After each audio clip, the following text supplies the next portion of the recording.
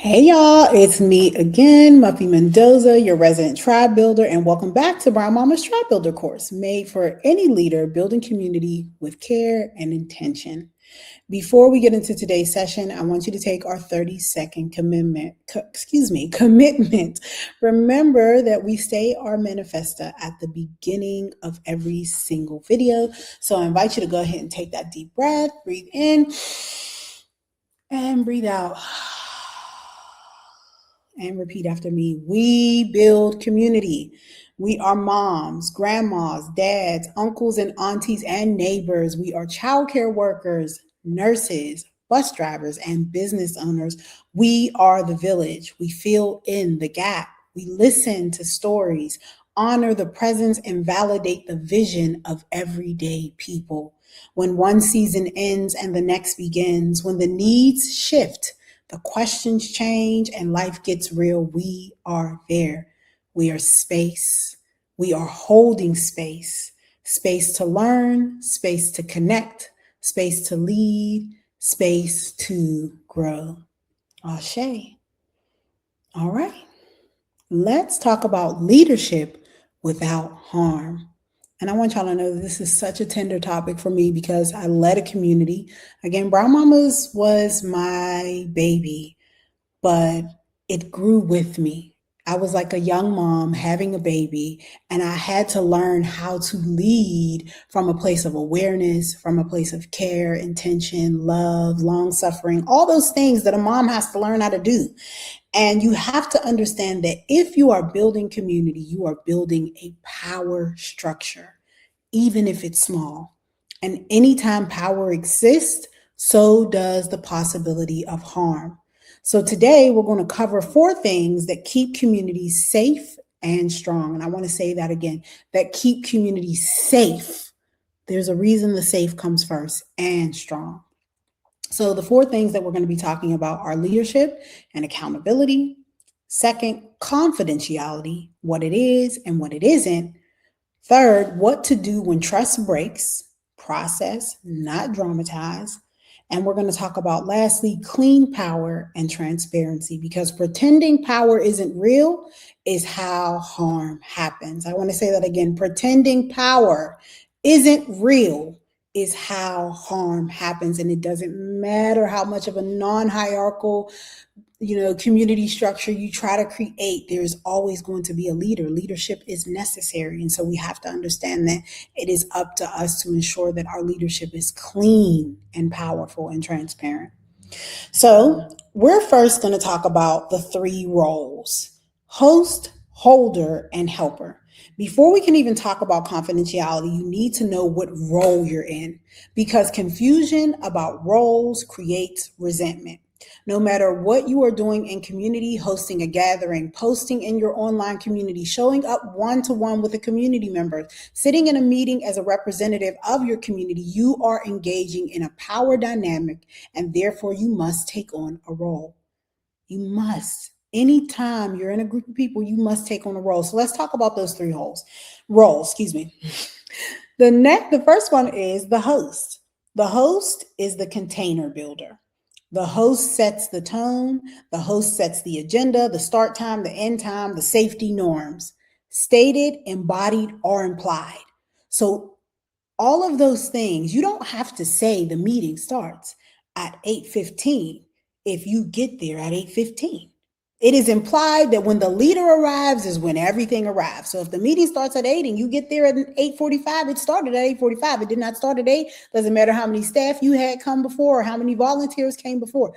It starts when the leader arrives, because leadership is not just a position, it is embodied and it is implied. And when you understand that as the host, then you understand the power dynamics in that situation. You are the light to all the path members are going to follow. And it doesn't matter. It does not matter that you don't want it.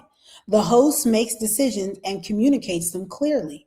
The host mindset is, I'm responsible for the structure. And I would even go so further as to say, I am responsible for the light and the structure.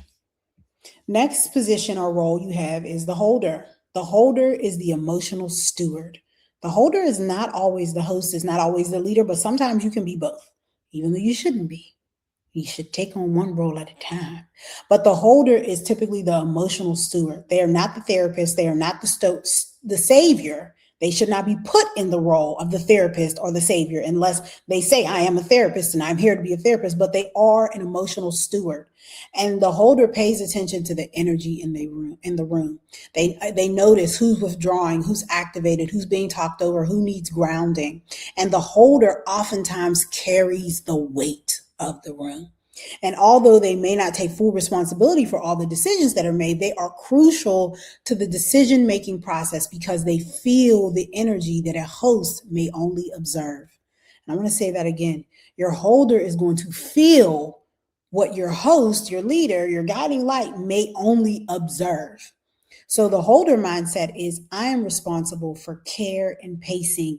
And you need to be very careful with the holders in your midst because they're often very sensitive. They're often experiencing a lot of life that has required them up until this point of being a part of this community to hold a lot. So oftentimes they don't know when their cup is too full. And it's up to the people around them and community to kind of help balance that out. And that's why I want to just say, as we get through this, nobody is more important. The host is not more important than the holder. The holder is not more important than the host. But there are power dynamics at play that we need to understand how everybody is flowing in the space. And then you have the helper. The helper is the support system. They're logistics, they follow up, they answer DMs, they're coordinating childcare, they're checking texts, they're making sure everybody got a ride, water bottles, tech. Like they're the ones coming into community with the big purse. They got everything, the tape, the scissors, that's how you know them. So do me a favor and don't take your helpers for granted. Your helpers keep it going. Nothing works without them.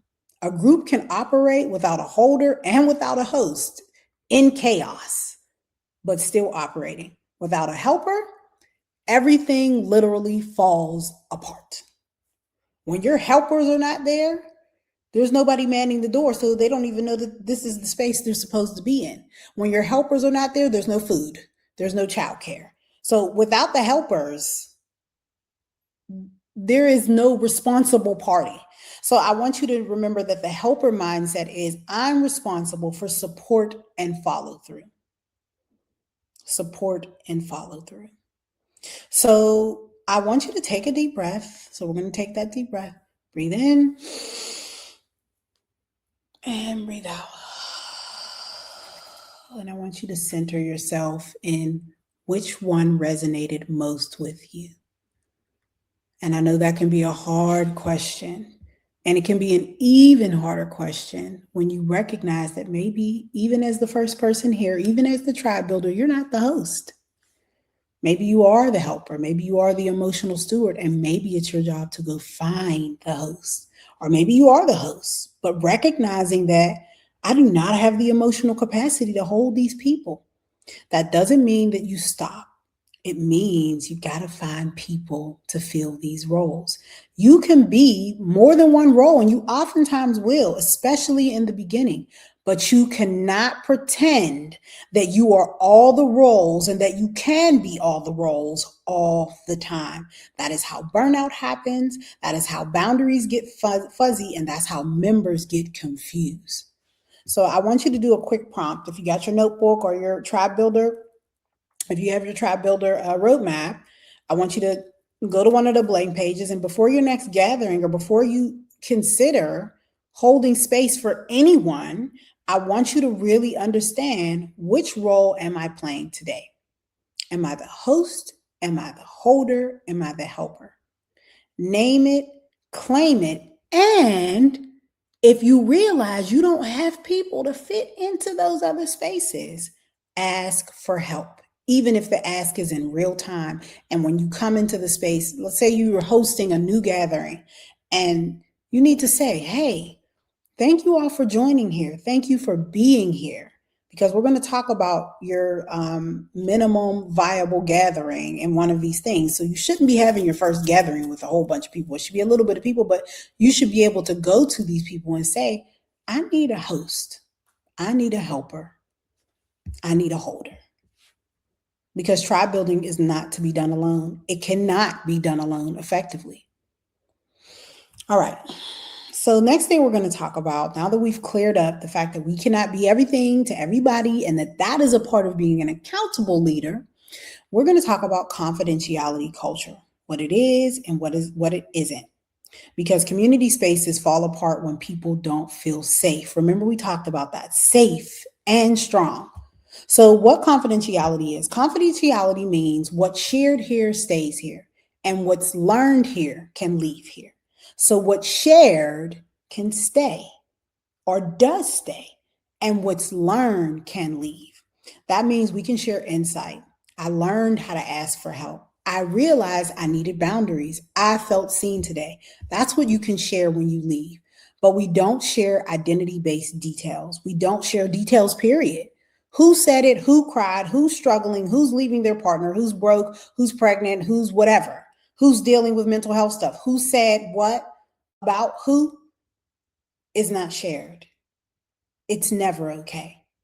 It's not okay if you're talking to your cousin. It's not okay if you're talking to your sister.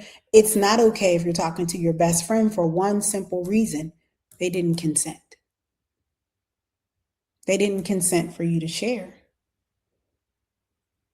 And so if somebody is in a space that they feel like is safe, which means they've consented to share with you, you don't then co-opt their consent to share with somebody else. We are community members. We fill in the gap and we hold space. Holding space means just that: we hold. We hold until we are given consent for action.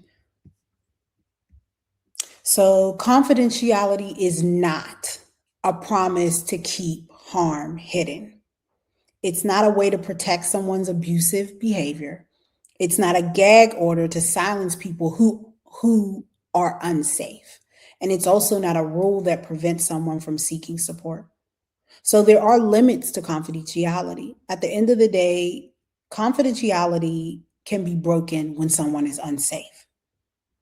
When someone isn't unsafe in the midst of the meeting, when someone is unsafe because of something that maybe they've shared that they're trying to keep hidden that's actually harming them, or if someone shares something that's stopping them from getting the help that they need, especially if it's affecting their physical, mental, emotional health. So let me say this clearly and lovingly. If somebody is in danger, if a child is being harmed, if someone is expressing intent to harm themselves or others, if there is abuse, violence, stalking, coercion, confidentiality does not apply in the same way. Also, depending on your job and your setting, some leaders are mandated reporters, and you need to know that, especially if you're going into spaces where the usage of social services is a common occurrence. You're not there to give legal advice. You're not a lawyer. You're not a social worker, but safety beats secrecy every time. And mandated reporters are required to report when things are unsafe. So let's go over again and just create a little simple framework for what's shareable versus what's not shareable. Here's a pretty clean way to teach it at the start of gatherings.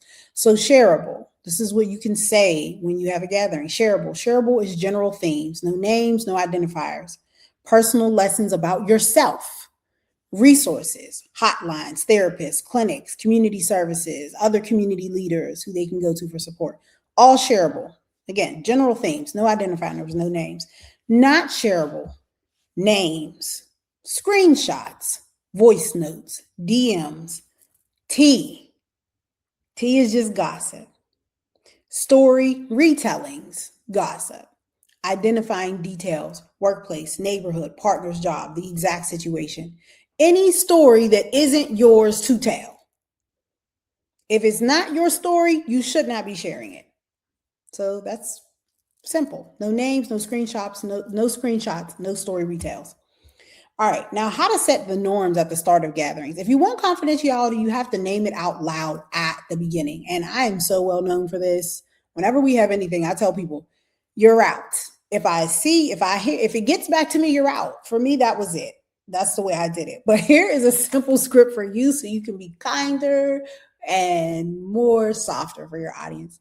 You can say simply, welcome everybody.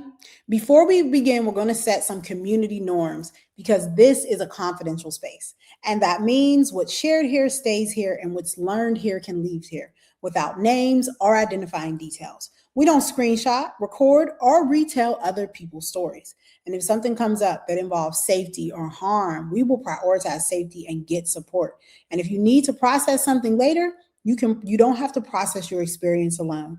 You can excuse me. And if you need to process something later, you can process your own experience, but you cannot share someone else's story. So that's a very simple way to start the beginning of your gatherings. And you're also going to find that in your Tribe Builder roadmap. So it's written there and you can read it whenever you have your first gathering.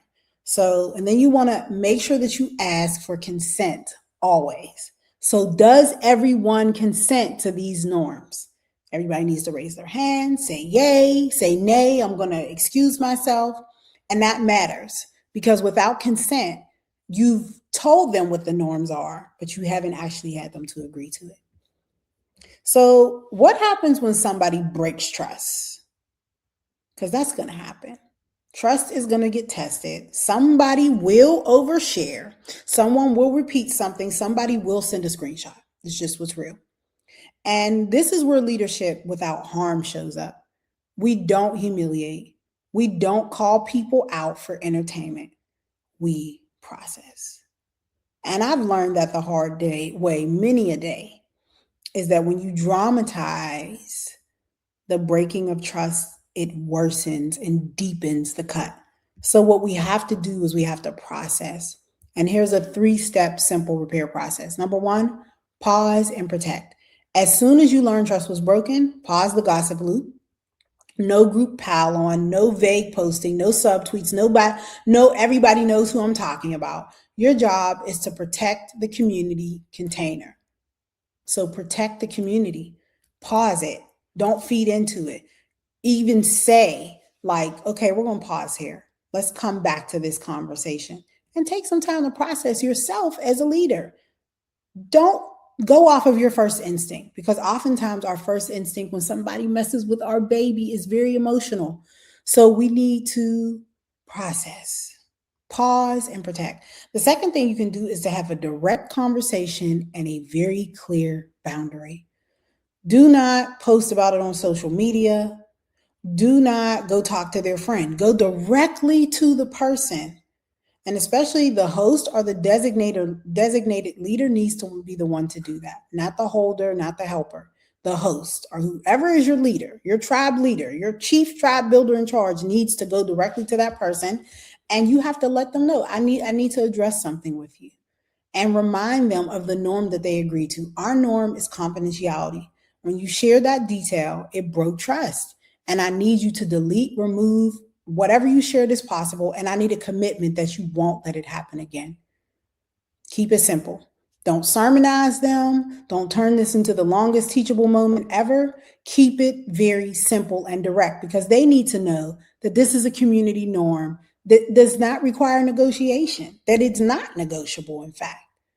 And so the third step is to repair and to have a next step. You must have a process for reconciliation within community because when you don't, people get ousted and then people get angry and then it becomes a continuum of people in the community and out, people in the community and out instead of people in the community, So repair can look like a sincere apology to the person that was impacted. It can look like repeating a confidentiality norm at the next gathering and making sure that everyone, gives their consent.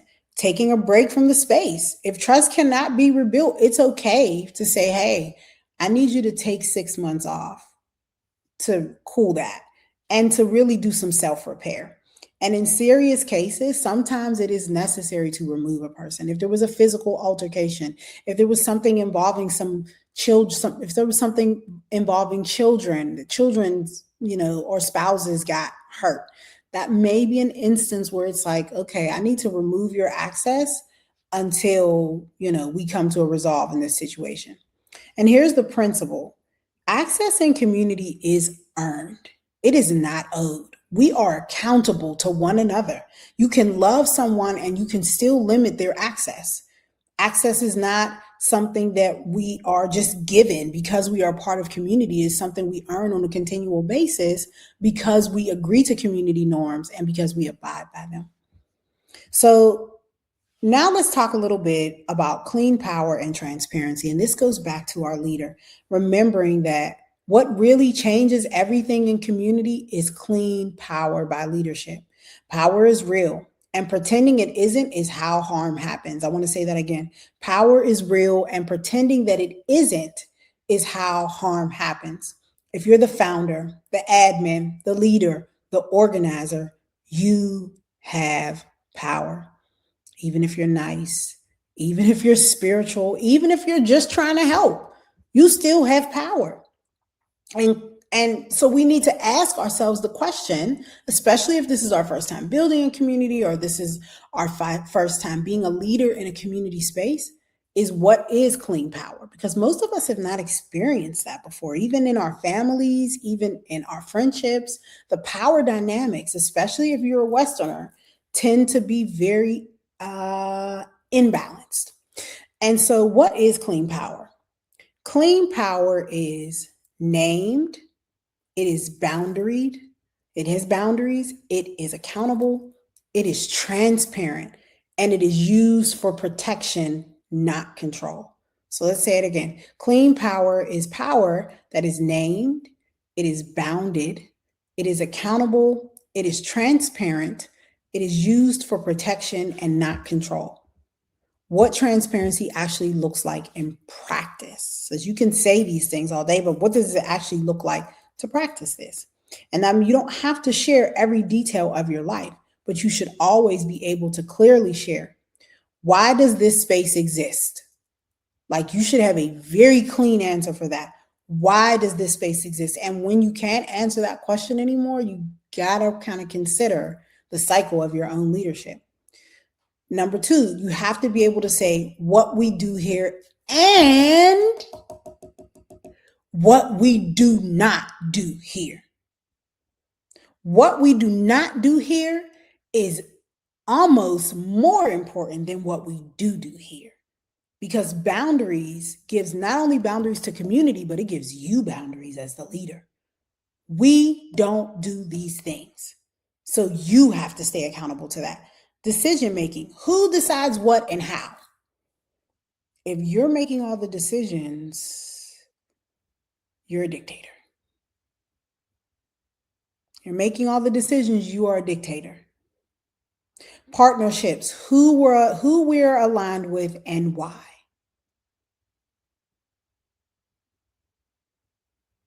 You can't be a community if you're not part of an ecosystem.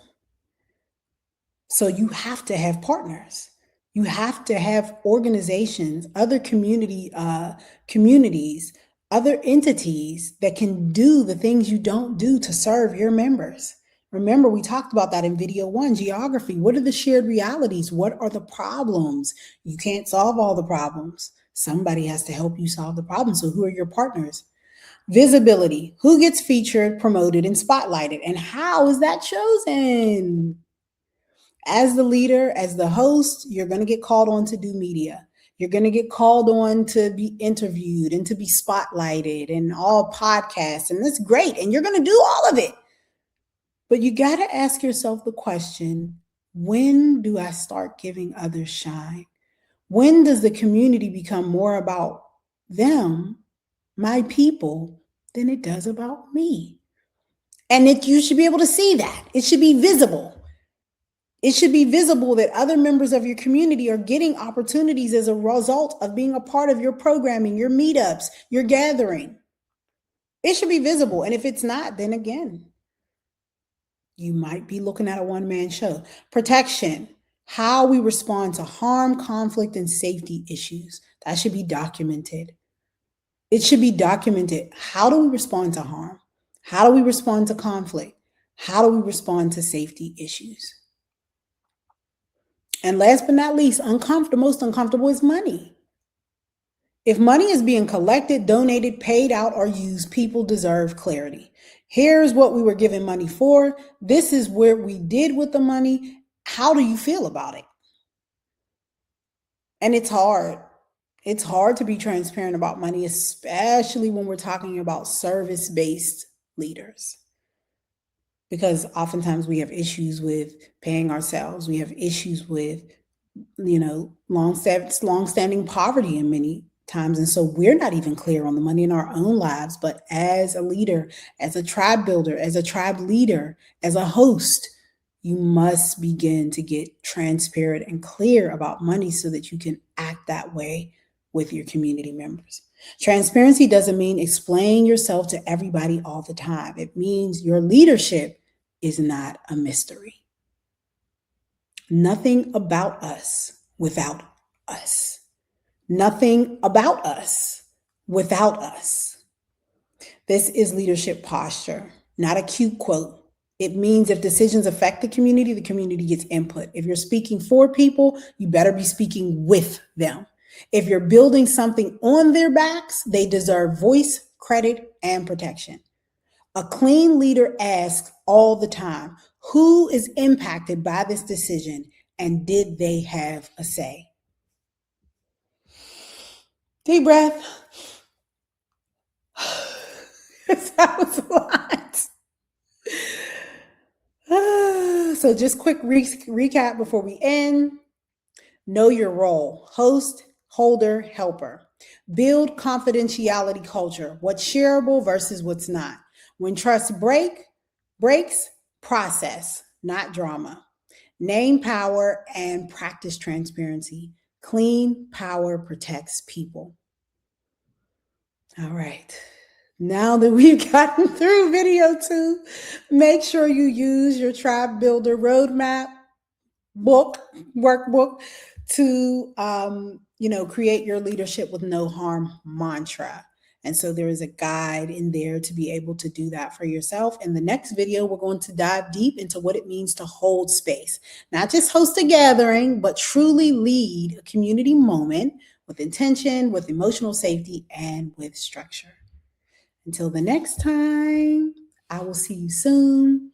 Make sure that your leadership feels safe, and see you in the next video. Peace.